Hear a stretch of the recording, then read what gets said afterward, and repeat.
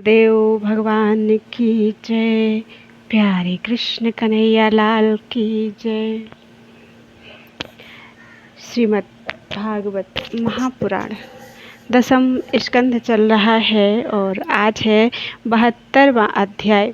पांडवों के राजसूय यज्ञ का आयोजन और जरासंध का उद्धार। श्री सुखदेव जी कहते हैं, परीक्षित, एक दिन महाराज युधिष्ठिर बहुत से मुनियों, ब्राह्मणों, क्षत्रियों, वैश्यों, भीमसेन आदि भाइयों, आचार्यों, कुल के बड़े बूढ़ों, जाति बंधुओं, संबंधियों एवं कुटुंबियों के साथ राजसभा में बैठे हुए थे। उन्होंने सबके सामने ही भगवान श्री कृष्ण को संबोधित करके यह बात कही। धर्मराज युधिष्ठिर ने कहा, गोविंद, मैं सर्वश्रेष्ठ राजसूय यज्ञ के द्वारा आपका और आपके परम पावन विभूति स्वरूप देवताओं का यजन करना चाहता हूँ। प्रभु, आप कृपा करके मेरा यह संकल्प पूरा कीजिए। कमलनाभ आपके चरण कमलों की पादुकाएं समस्त अमंगलों को नष्ट करने वाली हैं। जो लोग निरंतर उनकी सेवा करते हैं, ध्यान और स्तुति करते हैं, वास्तव में वे ही पवित्र आत्मा हैं।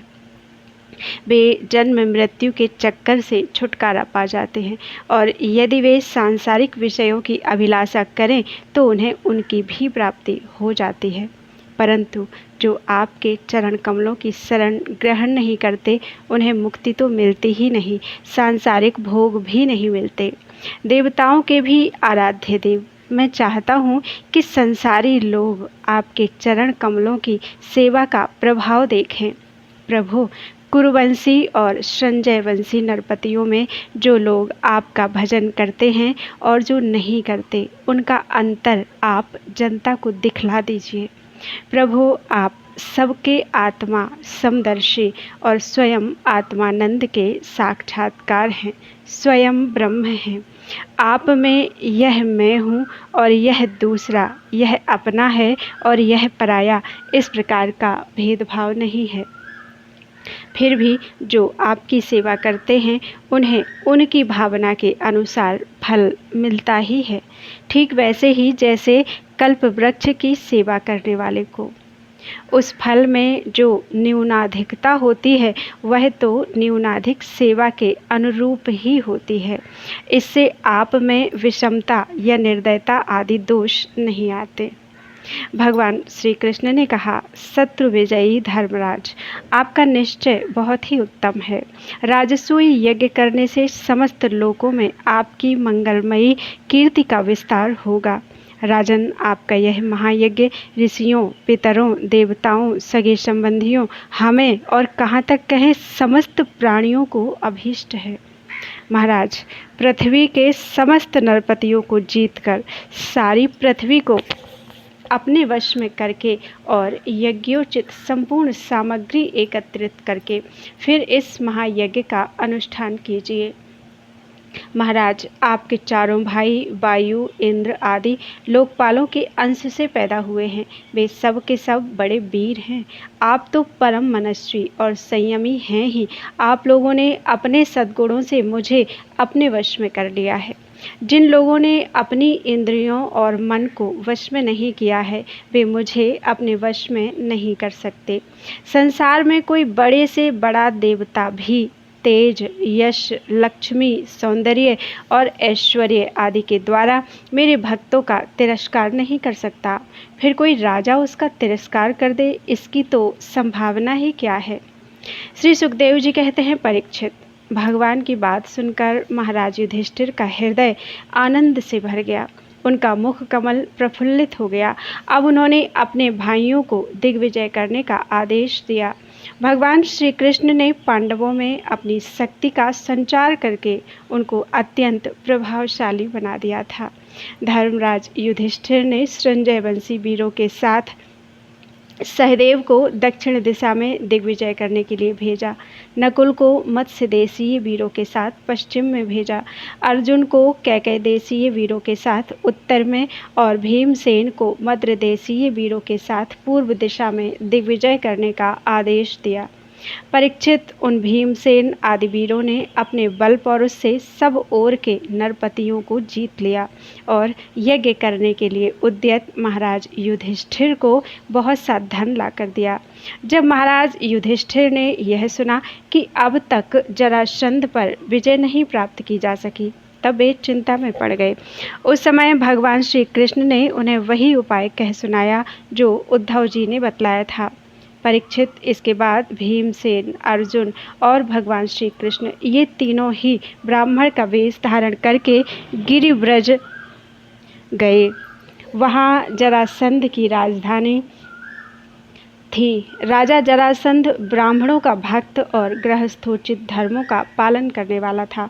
उपर्युक्त तीनों क्षत्रिय ब्राह्मण का वेश धारण करके अतिथि अभ्यागतों के सत्कार के समय जरासंध के पास गए और उससे इस प्रकार याचना की, राजन, आपका कल्याण हो।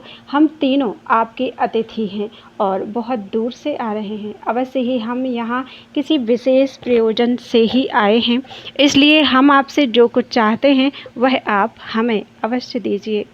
तितिक्षु पुरुष क्या नहीं सह सकते, दुष्ट पुरुष बुरा से बुरा क्या नहीं कर सकते, उदार पुरुष क्या नहीं दे सकते, और समदर्शी के लिए पराया कौन है। जो पुरुष स्वयं समर्थ होकर भी इस नाशवान शरीर से ऐसे अविनाशी यश का संग्रह नहीं करता जिसका बड़े बड़े सत्पुरुष भी गान करें। सच पूछिए तो उसकी जितनी निंदा की जाए थोड़ी है। उसका जीवन शोक करने योग्य है। राजन, आप तो जानते ही होंगे, राजा हरिश्चंद्र रंतिदेव केवल अन्न के दाने बीन चुनकर निर्वाह करने वाले महात्मा मुदगल, शिबी, बलि, व्याध और कपोत आदि बहुत से व्यक्ति अतिथि को अपना सर्वस्व देकर इस नाशवान शरीर के द्वारा अविनाशी पद को प्राप्त हो चुके हैं। इसलिए आप भी हम लोगों को निराश मत कीजिए। श्री सुखदेव जी कहते हैं, परीक्षित, जरासंध ने उन लोगों की आवाज़, सूरत, शकल और कलाइयों पर पड़े हुए धनुष की प्रत्यंचा की रगड़ के चिन्हों को देखकर पहचान लिया कि ये तो ब्राह्मण नहीं क्षत्रिय हैं। अब वह सोचने लगा कि मैंने कहीं न कहीं इन्हें देखा भी अवश्य है। फिर उसने मन ही मन यह विचार किया कि ये क्षत्रिय होने पर भी मेरे भय से ब्राह्मण का वेश बना कर आए हैं।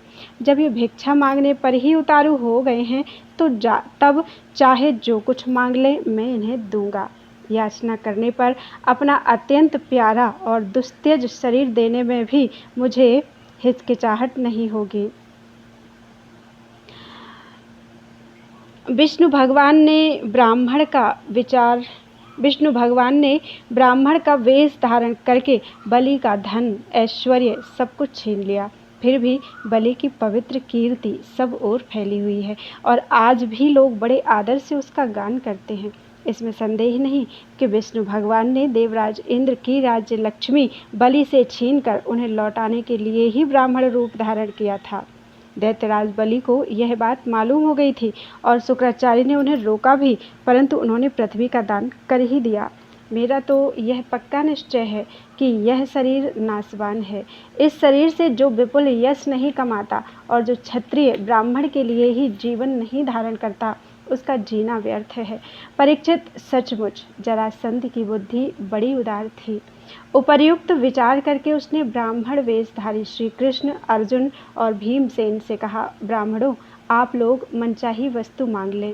आप चाहें तो मैं आप लोगों को अपना सिर भी दे सकता हूँ। भगवान श्री कृष्ण ने कहा, राजेंद्र, हम लोग अन्न के इच्छुक ब्राह्मण नहीं हैं, क्षत्रिय हैं। हम आपके पास युद्ध के लिए आए हैं। यदि आपकी इच्छा हो तो हमें द्वंद्व युद्ध की भिक्षा दीजिए। देखो, ये पांडुपुत्र भीमसेन हैं और यह इनका भाई अर्जुन है। मैं इन दोनों का ममेरा भाई तथा आपका पुराना शत्रु कृष्ण हूँ। जब भगवान श्री कृष्ण ने इस प्रकार अपना परिचय दिया तब जरासंध ठठाकर हंसने लगा और चिढ़कर बोला, अरे मूर्खो, यदि तुम्हें युद्ध की ही इच्छा है तो लो, मैं तुम्हारी प्रार्थना स्वीकार करता हूँ। परंतु कृष्ण, तुम तो बड़े डरपोक हो। युद्ध में तुम घबरा जाते हो। यहाँ तक कि मेरे डर से तुमने अपनी नगरी मथुरा भी छोड़ दी तथा समुद्र की शरण ली है। इसलिए मैं तुम्हारे साथ नहीं लड़ूंगा। यह अर्जुन भी कोई योद्धा नहीं है। एक तो अवस्था में मुझसे छोटा, दूसरे कोई विशेष बलवान भी नहीं है, इसलिए यह भी मेरे जोड़ का वीर नहीं है। मैं इसके साथ भी नहीं लड़ूंगा। रहे भीमसेन, ये अवश्य ही मेरे समान बलवान और मेरे जोड़ के हैं। जरासंध ने यह कहकर भीमसेन को एक बहुत बड़ी गदा दे दी और स्वयं दूसरी गदा लेकर नगर से बाहर निकल आया। अब दोनों रणोन्मत्त वीर अखाड़े में आकर एक दूसरे से भिड़ गए और अपनी वज्र के समान कठोर गदाओं से एक दूसरे पर चोट करने लगे। वे दाएं बाएं तरह तरह के पैंतरे बदलते हुए ऐसे शोभायमान हो रहे थे मानो दो श्रेष्ठ नट रंगमंच पर युद्ध का अभिनय कर रहे हो। परीक्षित, जब एक की गदा दूसरे की गदा से टकराती तब ऐसा मालूम होता मानो युद्ध करने वाले दो हाथियों के दांत आपस में भिड़कर चटचटा रहे हों या बड़े जोर से बिजली तड़क रही हो। जब दो हाथी क्रोध में भरकर लड़ने लगते हैं और आग की डालियां तोड़ तोड़ कर एक दूसरे पर प्रहार करते हैं, उस समय एक दूसरे की चोट से वे डालियां चूर चूर हो जाती हैं। वैसे ही जब जरासंध और भीमसेन बड़े वेग से गदा चला चलाकर एक दूसरे के कंधों, कमरों, पैरों, हाथों, जांघों और हंसलियों पर चोट करने लगे, तब उनकी गदाएं उनके अंगों से टकरा टकरा कर चकनाचूर होने लगी। इस प्रकार जब गदाएं चूर चूर हो गईं, तब दोनों वीर क्रोध में भरकर अपने घूंसों से एक दूसरे को कुचल डालने की चेष्टा करने लगे। उनके घूंसे ऐसी चोट करते मानो लोहे का घन गिर रहा हो। एक दूसरे पर खुलकर चोट करते हुए दो हाथियों की तरह उनके थप्पड़ों और घूंसों का कठोर शब्द बिजली की कड़कड़ाहट के समान जान पड़ता। परीक्षित, जरासंध और भीमसेन दोनों की गदा युद्ध में कुशलता, बल और उत्साह समान थे। दोनों की शक्ति तनिक भी क्षीण नहीं हो रही थी। इस प्रकार लगातार प्रहार करते रहने पर भी दोनों में से किसी की जीत या हार नहीं हुई। दोनों वीर रात के समय मित्र के समान रहते और दिन में छूटकर एक दूसरे पर प्रहार करते और लड़ते। महाराज, इस प्रकार उनके लड़ते लड़ते 27 दिन बीत गए। प्रिय परीक्षित, 28वें दिन भीमसेन ने अपने ममेरे भाई श्री कृष्ण से कहा, श्री कृष्ण, मैं युद्ध में जरासंध को जीत नहीं सकता। भगवान श्री कृष्ण जरासंध के जन्म और मृत्यु का रहस्य जानते थे और यह भी जानते थे कि जरा राक्षसी ने जरासंध के शरीर के 2 टुकड़ों को जोड़कर इसे जीवन डाल दिया है। इसलिए उन्होंने भीमसेन के शरीर में अपनी शक्ति का संचार किया और जरासंध के वध का उपाय सोचा। परीक्षित, भगवान का ज्ञान अबाध है। अब उन्होंने उसकी मृत्यु का उपाय जानकर एक वृक्ष की डाली को बीचों बीच से चीर दिया और इशारे से भीमसेन को दिखाया। वीर शिरोमणि एवं परम शक्तिशाली भीमसेन ने भगवान श्री कृष्ण का अभिप्राय समझ लिया और जरासंध के पैर पकड़कर उसे धरती पर दे मारा। फिर उसके एक पैर को अपने पैर के नीचे दबाया और दूसरे को अपने दोनों हाथों से पकड़ लिया। इसके बाद भीमसेन ने उसे गुदा की ओर से इस प्रकार चीर डाला जैसे गजराज वृक्ष की डाली चीर डाले। लोगों ने देखा कि जरासंध के शरीर के 2 टुकड़े हो गए हैं और इस प्रकार उनके एक एक पैर, जांघ, अंडकोश, कमर, पीठ, स्तन, कंधा, भुजा, नेत्र, भौं और कान अलग अलग हो गए हैं। मगधराज जरासंध की मृत्यु हो जाने पर वहां की प्रजा बड़े जोर से हाय हाय पुकारने लगी। भगवान श्री कृष्ण और अर्जुन ने भीमसेन का आलिंगन करके उनका सत्कार किया। सर्वशक्तिमान भगवान श्री कृष्ण के स्वरूप और विचारों को कोई समझ नहीं सकता। वास्तव में वे ही समस्त प्राणियों के जीवनदाता हैं। उन्होंने जरासंध के राज सिंहासन पर उसके पुत्र सहदेव का अभिषेक कर दिया और जरासंध ने जिन राजाओं को कैदी बना रखा था उन्हें कारागार से मुक्त कर दिया। बोलो वृंदावन बिहारी लाल की जय। 73वां अध्याय, जरासंध के जेल से छूटे हुए राजाओं की विदाई और भगवान का इंद्रप्रस्थ लौटाना। श्री सुखदेव जी कहते हैं, परीक्षित, जरासंध ने अनायास ही 20,800 राजाओं को जीतकर पहाड़ों की घाटी में एक किले के भीतर कैद कर रखा था। भगवान श्री कृष्ण के छोड़ देने पर जब वे वहां से निकले तब उनके शरीर और वस्त्र मैले हो रहे थे। वे भूख से दुर्बल हो रहे थे और उनके मुंह सूख गए थे।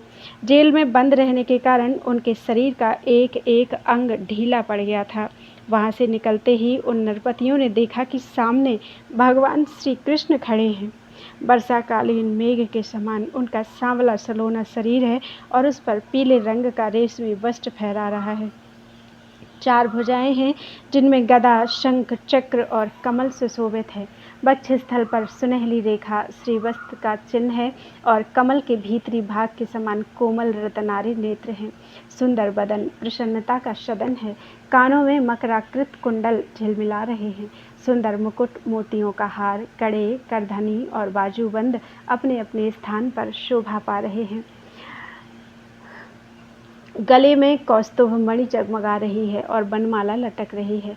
भगवान श्री कृष्ण को देखकर उन राजाओं की ऐसी स्थिति हो गई मानो वे नेत्रों से उन्हें पी रहे हैं, जीभ से चाट रहे हैं, नासिका से सूंघ रहे हैं और बाहुओं से आलिंगन कर रहे हैं। उनके सारे पाप तो भगवान के दर्शन से ही धुल चुके थे। उन्होंने भगवान श्री कृष्ण के चरणों पर अपना सिर रखकर प्रणाम किया। भगवान श्री कृष्ण के दर्शन से उन राजाओं को इतना अधिक आनंद हुआ कि कैद में रहने का क्लेश बिल्कुल जाता रहा। वे हाथ जोड़कर विनम्र वाणी से भगवान श्री कृष्ण की स्तुति करने लगे। राजाओं ने कहा, शरणागतों के सारे दुख और भय हर लेने वाले देव देवेश्वर, सच्चिदानंद स्वरूप अविनाशी श्री कृष्ण, हम आपको नमस्कार करते हैं। आपने जरासंध के कारागार से तो हमें छुड़ा ही दिया, अब इस जन्म मृत्यु रूप घोर संसार चक्र से भी छुड़ा दीजिए, क्योंकि हम संसार में दुख का कटु अनुभव करके उससे ऊब गए हैं और आपकी शरण में आए हैं। प्रभु, अब आप हमारी रक्षा कीजिए। मधुसूदन, हमारे स्वामी, हम मगध राज जरासंध का कोई दोष नहीं देखते। भगवान, यह तो आपका बहुत बड़ा अनुग्रह है कि हम राजा कहलाने वाले लोग राज्य लक्ष्मी से च्युत कर दिए गए, क्योंकि जो राजा अपने राज्य ऐश्वर्य के मद से उन्मत्त हो जाता है उसको सच्चे सुख की, कल्याण की प्राप्ति कभी नहीं हो सकती। वह आपकी माया से मोहित होकर अनित्य संपत्तियों को ही अचल मान बैठता है। जैसे मूर्ख लोग मृग तृष्णा के जल को ही जलाशय मान लेते हैं, वैसे ही इंद्रिय लोलुप और अज्ञानी पुरुष भी इस परिवर्तनशील माया को सत्य वस्तु मान लेते हैं। भगवान, पहले हम लोग धन संपत्ति के नशे में चूर होकर अंधे हो रहे थे। इस पृथ्वी को जीत लेने के लिए एक दूसरे की होड़ करते थे और अपनी ही प्रजा का नाश करते रहते थे। सचमुच हमारा जीवन अत्यंत क्रूरता से भरा हुआ था और हम लोग इतने अधिक मतवाले हो रहे थे कि आप मृत्यु रूप से हमारे सामने खड़े रहें, इस बात की भी हम तनिक परवाह नहीं करते थे। सच्चिदानंद स्वरूप श्री कृष्ण, काल की गति बड़ी गहन है। वह इतना बलवान है कि किसी के ताले नहीं टलता। क्यों न हो, वह आपका शरीर ही तो है। अब उसने हम लोगों को श्रीहीन निर्धन कर दिया है। आपकी अहेतुक अनुकंपा से हमारा घमंड चूर चूर हो गया। अब हम आपके चरण कमलों का स्मरण करते हैं। विभो, यह शरीर दिनों दिन क्षीण होता जा रहा है। रोगों की तो यह जन्मभूमि ही है। अब हमें इस शरीर से भोगे जाने वाले राज्य की अभिलाषा नहीं है, क्योंकि हम समझ गए हैं कि वह मृग तृष्णा के जल के समान सर्वथा मिथ्या है। यही नहीं, हमें कर्म के फल स्वर्गादि लोकों की भी जो मरने के बाद मिलते हैं इच्छा नहीं है, क्योंकि हम जानते हैं कि वे निस्सार हैं, केवल सुनने में ही आकर्षक जान पड़ते हैं। अब हमें कृपा करके आप वह उपाय बतलाइए जिससे आपके चरण कमलों की विस्मृति कभी ना हो, सर्वदा स्मृति बनी रहे। चाहे हम संसार की किसी भी योनि में जन्म क्यों न लें, चाहे हमें संसार की किसी भी योनि में जन्म क्यों न लेना पड़े, प्रणाम करने वालों के क्लेश का नाश करने वाले श्री कृष्ण, वासुदेव, हरि, परमात्मा एवं गोविंद के प्रति हमारा बार बार नमस्कार है। श्री सुखदेव जी कहते हैं, परीक्षित, कारागार से मुक्त राजाओं ने जब इस प्रकार करुणा वरुणालय भगवान श्री कृष्ण की स्तुति की, तब शरणागत रक्षक प्रभु ने बड़ी मधुर वाणी से उनसे कहा। भगवान श्री कृष्ण ने कहा, नरपतियों, तुम लोगों ने जैसी इच्छा प्रकट की है उसके अनुसार आज से मुझ में तुम लोगों की निश्चय ही सुदृढ़ भक्ति होगी। यह जान लो कि मैं सबका आत्मा और सबका स्वामी हूँ। नरपतियों, तुम लोगों ने जो निश्चय किया है वह सचमुच तुम्हारे लिए बड़े सौभाग्य और आनंद की बात है। तुम लोगों ने मुझसे जो कुछ कहा है वह बिल्कुल ठीक है, क्योंकि मैं देखता हूँ धन, संपत्ति और ऐश्वर्य के मद से चूर होकर बहुत से लोग उच्छृंखल और मतवाले हो जाते हैं। है नहुष, वेन, रावण, नरकासुर आदि अनेकों देवता, दैत्य और नरपति श्रीमद के कारण अपने स्थान से, पद से च्युत हो गए। तुम लोग यह समझ लो कि शरीर और इसके संबंधी पैदा होते हैं, इसलिए उनका नाश भी अवश्यंभावी है। अतः उनमें आसक्ति मत करो, बड़ी सावधानी से मन और इंद्रियों को वश में रखकर यज्ञों के द्वारा मेरा यजन करो और धर्म पूर्वक प्रजा की रक्षा करो।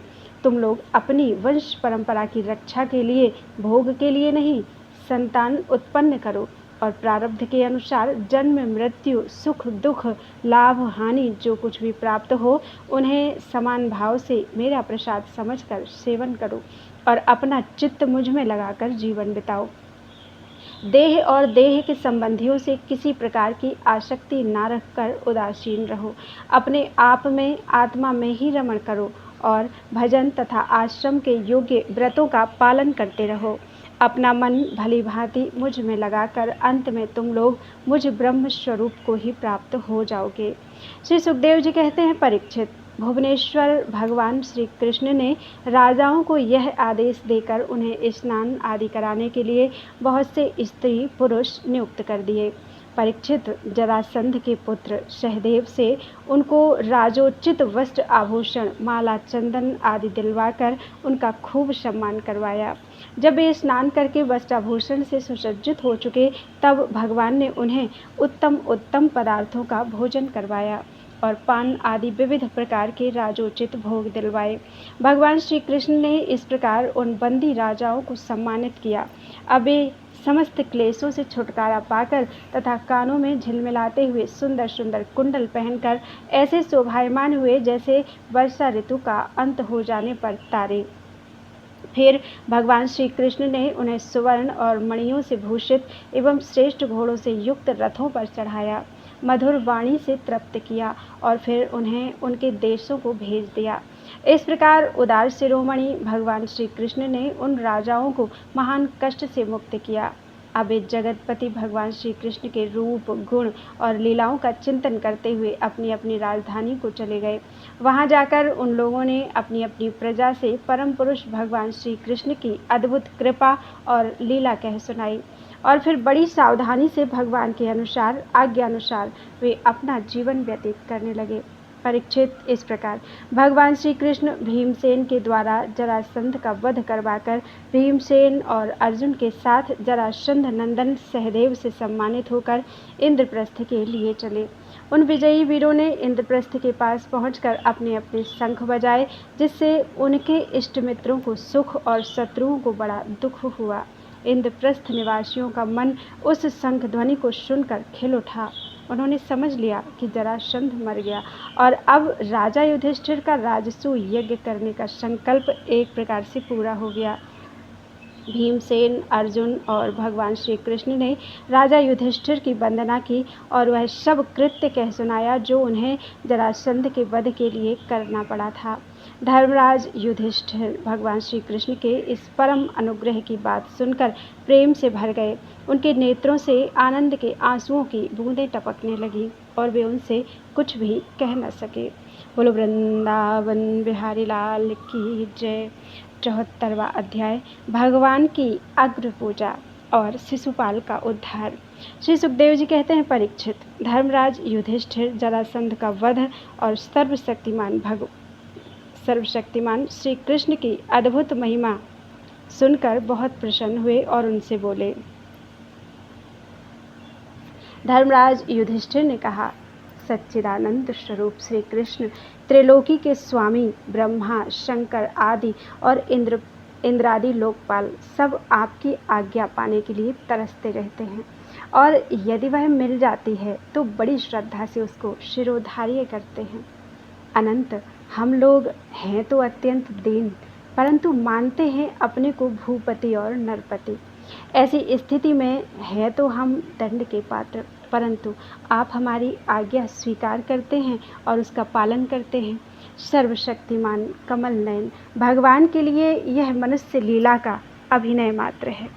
जैसे उदय अथवा अस्त के कारण सूर्य के तेज में घटती या बढ़ती नहीं होती, वैसे ही किसी भी प्रकार के कर्मों से ना तो आपका उल्लास होता है और ना तो ह्रास ही, क्योंकि आप सजातीय, विजातीय और स्वगत भेद से रहित स्वयं परमात्मा, परब्रह्म परमात्मा हैं। किसी से पराजित न होने वाले माधव, यह मैं हूँ और यह मेरा है, यह तू है और यह तेरा है, इस प्रकार की विकार युक्त भेद बुद्धि तो पशुओं की होती है। जो आपके अनन्य भक्त हैं, उनके चित्त में ऐसे पागलपन के विचार कभी नहीं आते। फिर आप में तो होंगे ही कहाँ से, इसलिए आप जो कुछ कर रहे हैं वह लीला ही लीला है। श्री सुखदेव जी कहते हैं, परीक्षित, इस प्रकार कहकर धर्मराज युधिष्ठिर ने भगवान श्री कृष्ण की अनुमति से यज्ञ के योग्य समय आने पर यज्ञ के कर्मों में निपुण वेद पाठी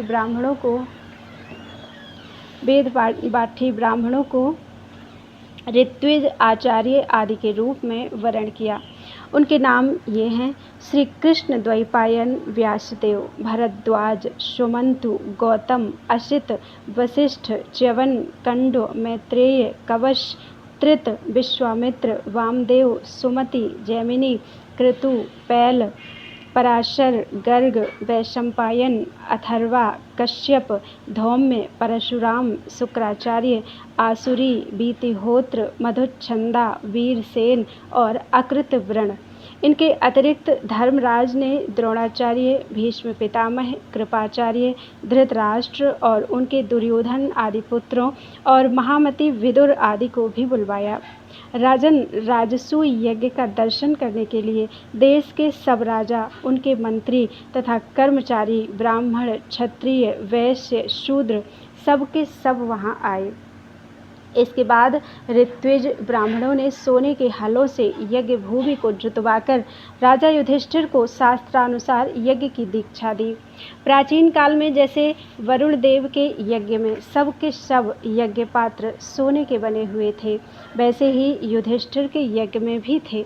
पांडुनंदन महाराज युधिष्ठिर के यज्ञ में निमंत्रण पाकर ब्रह्मा जी, शंकर जी, इंद्रादि लोकपाल अपने गणों के साथ सिद्ध और गंधर्व, विद्याधर, नाग, मुनि, यक्ष, राक्षस, पक्षी, किन्नर, चारण, बड़े बड़े राजा और रानियां, ये सभी उपस्थित हुए। सब ने बिना किसी प्रकार के कौतूहल के यह बात मान ली कि राजसूय यज्ञ करना युधिष्ठिर के योग्य ही है, क्योंकि भगवान श्री कृष्ण के भक्त के लिए ऐसा करना कोई बहुत बड़ी बात नहीं है। उस समय देवताओं के समान तेजस्वी याजकों ने धर्मराज युधिष्ठिर से विधि पूर्वक राजसूय यज्ञ करवाया। ठीक वैसे ही जैसे पूर्व काल में देवताओं ने वरुण से करवाया था। सोमलता से रस निकालने के दिन महाराज युधिष्ठिर ने अपने परम भाग्यवान याजकों और यज्ञ कर्म की भूल चूक का निरीक्षण करने वाले सदस्यपतियों का बड़ी सावधानी से विधि पूर्वक पूजन किया। अब सभासद लोग इस विषय पर विचार करने लगे कि सदस्यों में सबसे पहले किसकी पूजा, अग्र पूजा होनी चाहिए। जितनी मति उतने मत, इसलिए सर्वसम्मति से कोई निर्णय न हो सका। ऐसी स्थिति में सहदेव ने कहा, यदुवंश शिरोमणि भक्त वत्सल भगवान श्री कृष्ण ही सदस्यों में सर्वश्रेष्ठ और अग्र पूजा के पात्र हैं, क्योंकि यही समस्त देवताओं के रूप में हैं और देश, काल, धन आदि जितनी भी वस्तुएं हैं उन सब के रूप में भी ये ही हैं। यह सारा विश्व श्री कृष्ण का ही रूप है। समस्त यज्ञ भी श्री कृष्ण स्वरूप ही है। भगवान श्री कृष्ण ही अग्नि, आहुति और मंत्रों के रूप में हैं। ज्ञान मार्ग और कर्म मार्ग, ये दोनों भी श्री कृष्ण की प्राप्ति के ही हेतु हैं। सभासदों, मैं कहाँ तक वर्णन करूं? भगवान श्री कृष्ण वह एक रस अद्वितीय ब्रह्म है, जिसमें सजातीय, विजातीय और स्वगत भेद नाम मात्र का भी नहीं है। यह संपूर्ण जगत उन्हीं का स्वरूप है। वे अपने आप में ही स्थित और जन्म, अस्तित्व, वृद्धि आदि 6 भाव विकारों से रहित हैं। वे अपने आत्म स्वरूप संकल्प से ही जगत की सृष्टि, पालन और संहार करते हैं।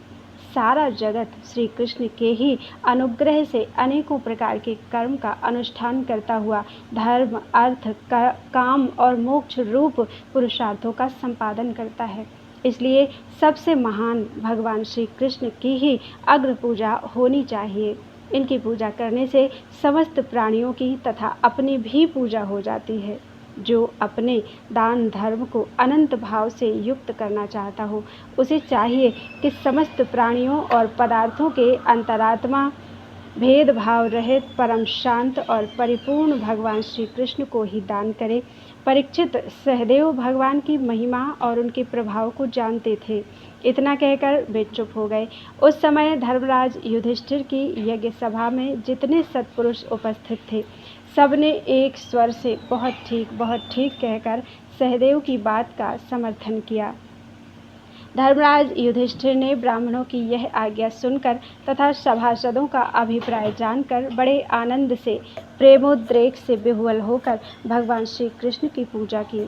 अपनी पत्नी, भाई, मंत्री और कुटुंबियों के साथ धर्मराज युधिष्ठिर ने बड़े प्रेम और आनंद से भगवान के पांव पखारे तथा उनके चरण कमलों का लोक पावन जल अपने सिर पर धारण किया।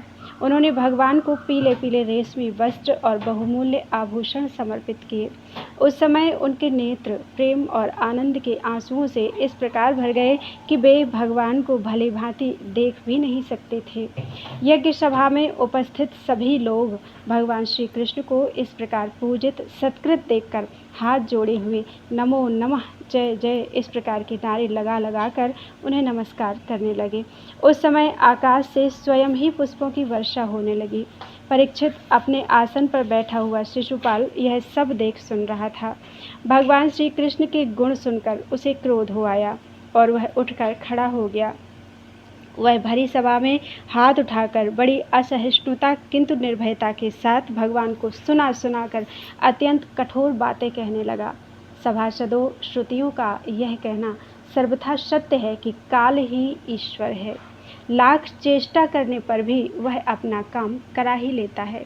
इसका प्रत्यक्ष प्रमाण हमने देख लिया कि यहाँ बच्चों और मूर्खों की बात से बड़े बड़े वयोवृद्ध और ज्ञान वृद्धों की भी बुद्धि चकरा गई है। पर मैं मानता हूँ कि आप लोग अग्र पूजा के योग्य पात्र का निर्णय करने में सर्वथा समर्थ हैं। इसलिए सदशस्पतियों, आप लोग बालक सहदेव की यह बात ठीक न माने कि कृष्ण ही अग्र पूजा के योग्य हैं। यहाँ बड़े बड़े तपस्वी, विद्वान, व्रतधारी, ज्ञान के द्वारा अपने समस्त पाप तापों को शांत करने वाले परम ज्ञानी, परमर्षि, ब्रह्मनिष्ठ आदि उपस्थित हैं, जिनकी पूजा बड़े बड़े लोकपाल भी करते हैं।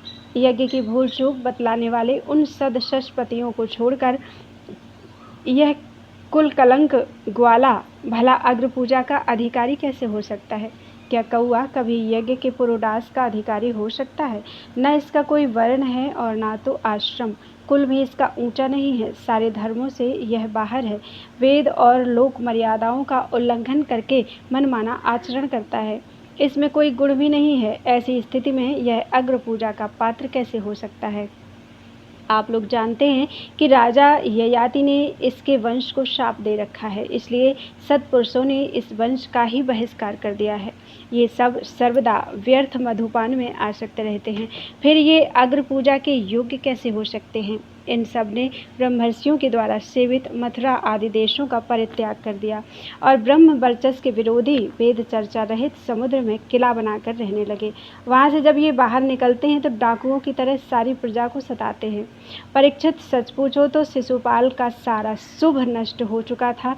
इसी से उसने और भी बहुत सी कड़ी कड़ी बातें भगवान श्री कृष्ण को सुनाई, परंतु जैसे सिंह कभी सियार की हुआ पर ध्यान नहीं देता, वैसे ही भगवान श्री कृष्ण चुप रहे। उन्होंने उसकी बातों का कुछ भी उत्तर नहीं दिया, परंतु सभासदों के लिए भगवान की निंदा सुनना असह्य था।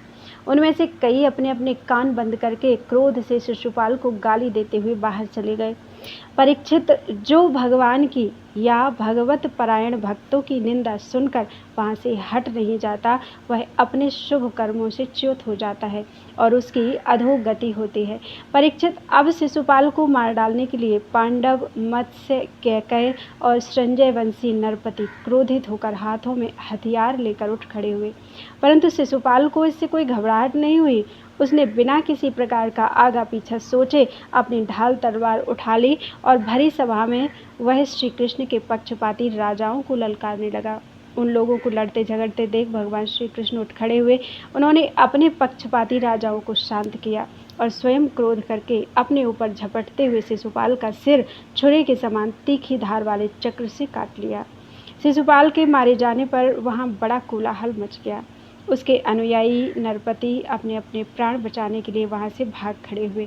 जैसे आकाश से गिरा हुआ लूक धरती में समा जाता है, वैसे ही सब प्राणियों के देखते देखते शिशुपाल के शरीर से एक ज्योति निकलकर भगवान श्री कृष्ण में समा गई। परीक्षित, शिशुपाल के अंतःकरण में लगातार 3 जन्म से बैरभाव की अभिवृद्धि हो रही थी और इस प्रकार बैरभाव से ही सही ध्यान करते करते वह तन्मय हो गया था, पार्षद हो गया।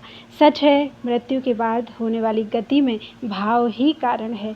शिशुपाल की सद्गति होने के बाद चक्रवर्ती धर्मराज युधिष्ठिर ने सदस्यों और ऋत्विजों को पुष्कल दक्षिणा दी तथा सबका सत्कार करके विधिपूर्वक यज्ञांत स्नान, अवभृत स्नान किया।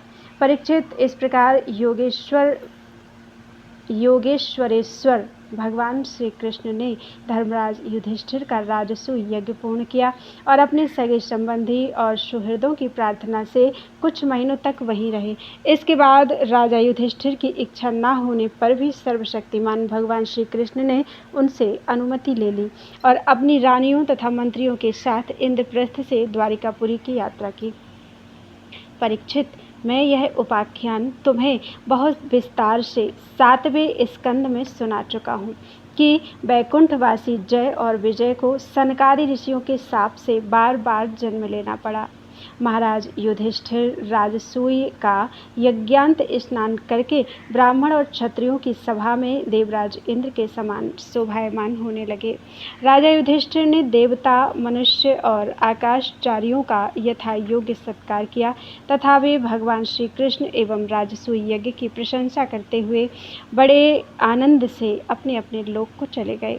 परीक्षित, सब तो सुखी हुए, परंतु दुर्योधन से पांडवों की यह उज्ज्वल राज्य लक्ष्मी का उत्कर्ष सहन नहीं हुआ, क्योंकि वह स्वभाव से ही पापी, कलह प्रेमी और कुरुकुल का नाश करने के लिए एक महान रोग था।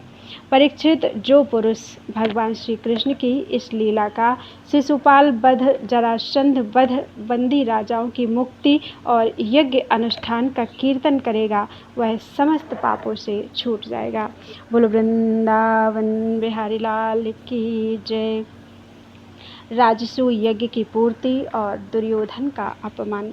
राजा परीक्षित ने पूछा, भगवान, अजात शत्रु धर्मराज युधिष्ठिर के राजसू यज्ञ महोत्सव को देखकर जितने मनुष्य, नरपति, ऋषि, मुनि और देवता आदि आए थे, वे सब आनंदित हुए, परंतु दुर्योधन को बड़ा दुख, बड़ी पीड़ा हुई।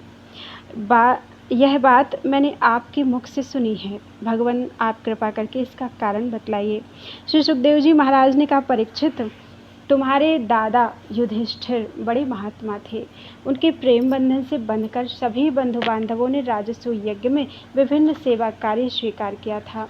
भीमसेन भोजनालय की देखरेख करते थे, दुर्योधन कोषाध्यक्ष थे, सहदेव अभ्यागतों की स्वागत सत्कार में नियुक्त थे और नकुल विविध प्रकार की सामग्री एकत्रित करने का काम करते थे, देखते थे। अर्जुन गुरुजनों की सेवा शुश्रूषा करते थे और स्वयं भगवान श्री कृष्ण आए हुए अतिथियों के पांव पखारने का काम करते थे। देवी द्रौपदी भोजन परोसने का काम करती और उदार शिरोमणि कर्ण खुले हाथों दान दिया करते थे। परीक्षित, इसी प्रकार सात्यकी, विकर्ण, हार्दिक्य, विदुर, भूरिश्रवा आदि बाहलिक के पुत्र और संतर्दन आदि राजसू यज्ञ में विभिन्न कर्मों में नियुक्त थे। वे सब के सब ऐसा ही काम करते थे जिससे महाराज युधिष्ठिर का प्रिय और हित हो। परीक्षित, जब ऋत्विज सदस्य और बहुज्ञ पुरुषों का तथा अपने इष्ट मित्र एवं बंधु बांधवों का सुमधुर वाणी, विविध प्रकार की पूजा सामग्री और दक्षिणा आदि से भली भांति सत्कार हो चुका तथा शिशुपाल भक्तवत्सल भगवान के चरणों में समा गया, तब धर्मराज युधिष्ठिर गंगा जी में यज्ञांत स्नान करने गए। उस समय जब वे अवभृत स्नान करने लगे, तब मृदंग, शंख, ढोल, नौबत, नगारे और नरसिंघे आदि तरह तरह के बाजे बजने लगे। नर्तकियां आनंद से झूम झूम कर नाचने लगी। झुंड के झुंड गवैये गाने लगे और वीणा, बांसुरी तथा झांझ मजीरे बजने लगे। इनकी तुमुल ध्वनि सारे आकाश में गूंज गई। सोने के हार पहने हुए यदु, संजय, कंबोज, कुरु, कैकय और कौशल देश के नरपति रंग बिरंगी ध्वजा पताकाओं से युक्त और खूब सजे धजे गजराजों, रथों, घोड़ों तथा सुसज्जित वीर सैनिकों के साथ महाराज युधिष्ठिर को आगे करके पृथ्वी को कँपाते हुए चल रहे थे। यज्ञ के सदस्य ऋत्विज और बहुत से श्रेष्ठ ब्राह्मण वेद मंत्रों का ऊंचे स्वर से उच्चारण करते हुए चले। देवता, ऋषि, पितर, गंधर्व आकाश से पुष्पों की वर्षा करते हुए उनकी स्तुति करने लगे। इंद्रप्रस्थ के नर नारी इत्र फुलेल, पुष्पों के हार, रंग बिरंगे वस्त्र और बहुमूल्य आभूषणों से सज धज कर एक दूसरे पर जल, तेल, दूध, मक्खन आदि रस डालकर भिगो देते, एक दूसरे के शरीर में लगा देते और इस प्रकार क्रीड़ा करते हुए चलने लगे। बारांगनाएं पुरुषों को तेल, गोरस, सुगंधित जल, हल्दी और गाढ़ी केसर मल देती और पुरुष भी उन्हें उन्हीं वस्तुओं से सराबोर कर देते। उस समय इस उत्सव को देखने के लिए जैसे उत्तम उत्तम विमानों पर चढ़कर आकाश में बहुत सी देवियां आई थीं, वैसे ही सैनिकों के द्वारा सुरक्षित इंद्रप्रस्थ की बहुत सी राजमहिलाएं भी सुंदर सुंदर पालकियों पर सवार होकर आई थीं। पांडवों के ममेरे भाई श्री कृष्ण और उनके सखा उन रानियों के ऊपर तरह तरह के रंग आदि डाल रहे थे। इससे रानियों के मुख लजीली मुस्कुराहट से खिल उठते थे और उनकी बड़ी शोभा होती थी। उन लोगों के रंग आदि डालने से रानियों के वस्त्र भीग गए थे। इससे उनके शरीर के अंग प्रत्यंग, वक्षस्थल, जंघा और कटिभाग कुछ कुछ दिख से रहे थे। वे भी पिचकारी और पात्रों में रंग भर भर कर अपने देवरों और उनके सखाओं पर उड़ेल रही थी। प्रेम भरी उत्सुकता के कारण उनकी चोटियों और जूड़ों के बंधन ढीले पड़ गए थे तथा उनमें गुथे हुए फूल गिरते जा रहे थे। परीक्षित, उनका यह रुचिर और पवित्र विहार देखकर मलिन अंतःकरण वाले पुरुषों का चित्त चंचल हो उठता था, काम मोहित हो जाता था। चक्रवर्ती राजा युधिष्ठिर द्रौपदी आदि अन्य रानियों के साथ सुंदर घोड़ों से युक्त एवं सोने के हारों से सुसज्जित रथ पर सवार होकर ऐसे शोभायमान हो रहे थे मानो स्वयं राजसूय यज्ञ, प्रयाग आदि क्रियाओं के साथ मूर्तिमान होकर प्रकट हो गया हो। ऋत्विजों ने पत्नी संयाज, एक प्रकार का यज्ञ कर्म तथा यज्ञांत स्नान संबंधी कर्म करवाकर द्रौपदी के साथ सम्राट युधिष्ठिर को आचमन करवाया और इसके बाद गंगा स्नान। उस समय मनुष्यों की दुंदुभियों के साथ ही देवताओं की दुंदुभियां भी बजने लगी। बड़े बड़े देवता, ऋषि, मुनि, पितर और मनुष्य पुष्पों की वर्षा करने लगे। महाराज युधिष्ठिर के स्नान कर लेने के बाद सभी वर्णों एवं आश्रमों के लोगों ने गंगा जी में स्नान किया, क्योंकि इस स्नान से बड़े बड़े महापापी भी अपनी पाप राशि से तत्काल मुक्त हो जाता है। तदनंतर धर्मराज युधिष्ठिर ने नई रेशमी धोती और दुपट्टा धारण किया तथा विविध प्रकार के आभूषणों से अपने को सजा लिया। फिर ऋत्विज सदस्य ब्राह्मण आदि को वस्त्राभूषण दे देकर उनकी पूजा की। महाराज युधिष्ठिर भगवत परायण थे, उन्हें सब में भगवान के ही दर्शन होते थे, इसलिए वे भाई, बंधु, कुटुंबी, नरपति, इष्ट मित्र, हितैषी और सभी लोगों की बार बार पूजा करते। उस समय सभी लोग जड़ाऊ कुंडल, पुष्पों के हार, पगड़ी, लंबी अंगरखी, दुपट्टा तथा मणियों के बहुमूल्य हार पहनकर देवताओं के समान शोभायमान हो रहे थे। स्त्रियों के मुखों की भी दोनों कानों के कर्णफूल और घुंघराली अलकों से बड़ी शोभा हो रही थी तथा उनके कटिभाग में सोने की करधनियाँ तो बहुत ही भली मालूम हो रही थी। परीक्षित, राजसूय यज्ञ में जितने लोग आए थे, परम शीलवान ऋत्विज, ब्रह्मवादी सदस्य, ब्राह्मण, क्षत्रिय, वैश्य, शूद्र, राजा, देवता, ऋषि, मुनि, पितर तथा अन्य प्राणी और अपने अनुयायियों के साथ लोकपाल, इन सब की पूजा महाराज युधिष्ठिर ने की। इसके बाद वे लोग धर्मराज से अनुमति लेकर अपने अपने निवास स्थान को चले गए। परीक्षित, जैसे मनुष्य अमृत पान करते करते कभी तृप्त नहीं हो सकता होते थे, जैसे मनुष्य अमृतपान करते करते कभी तृप्त नहीं हो सकता, वैसे ही सब लोग भगवत भक्त राजर्षि युधिष्ठिर के राजसू महायज्ञ की प्रशंसा करते करते तृप्त नहीं होते थे। इसके बाद धर्मराज युधिष्ठिर ने बड़े प्रेम से अपने हितैषी सुहृद संबंधियों, भाई बंधुओं और भगवान श्री कृष्ण को भी रोक लिया, क्योंकि उन्हें उनके बिछोह की कल्पना से ही बड़ा दुख हो रहा था। परीक्षित, भगवान श्री कृष्ण ने यदुवंशी वीर शांब आदि को द्वारिकापुरी भेज दिया और स्वयं राजा युधिष्ठिर की अभिलाषा पूर्ण करने के लिए उन्हें आनंद देने के लिए वहीं रह गए।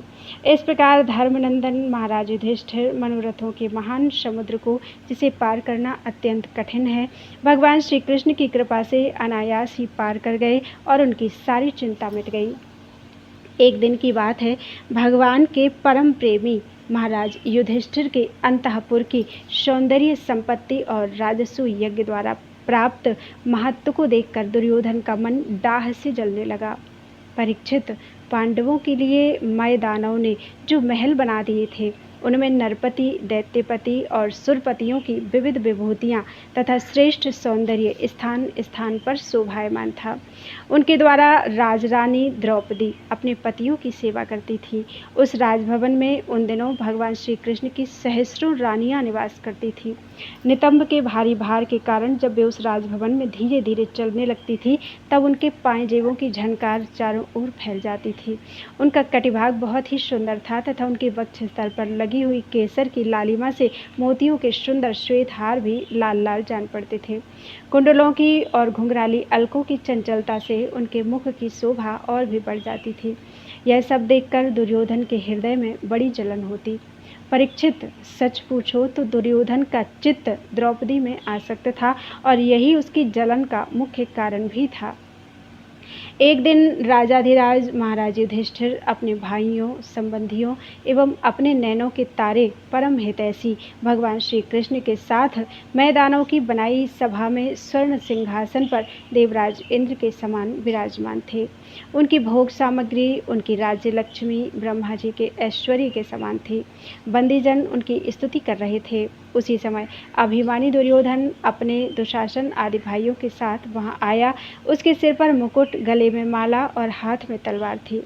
परीक्षित, वह क्रोधवश द्वारपालों और सेवकों को झड़क रहा था।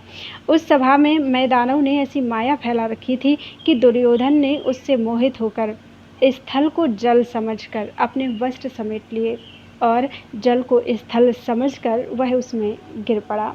उसको गिरते देखकर भीमसेन, राजरानियां तथा दूसरे नरपति हंसने लगे। यद्यपि युधिष्ठिर उन्हें ऐसा करने से रोक रहे थे, परंतु प्यारे परीक्षित, उन्हें इशारे से श्री कृष्ण का अनुमोदन प्राप्त हो चुका था। इससे दुर्योधन लज्जित हो गया। उसका रोम रोम क्रोध से जलने लगा। अब वह अपना मुंह लटकाकर चुपचाप सभा भवन से निकलकर हस्तिनापुर चला गया। इस घटना को देखकर सत्पुरुषों में हाहाकार मच गया और धर्मराज युधिष्ठिर का मन भी कुछ खिन्न सा हो गया। परीक्षित, यह सब होने पर भी भगवान श्री कृष्ण चुप थे। उनकी इच्छा थी कि किसी प्रकार पृथ्वी का भार उतर जाए, और सच पूछो तो उन्हीं की दृष्टि से दुर्योधन को वह भ्रम हुआ था। परीक्षित, तुमने मुझसे यह पूछा था कि उस महान राजसू यज्ञ में दुर्योधन को डाह क्यों हुआ, जलन क्यों हुई, सो वह सब मैंने तुम्हें बतला दिया। बोलो वृंदावन बिहारी लाल की जय। त्वदीयं वस्तु गोविंदम तुभ्यमेव समर्पितम्।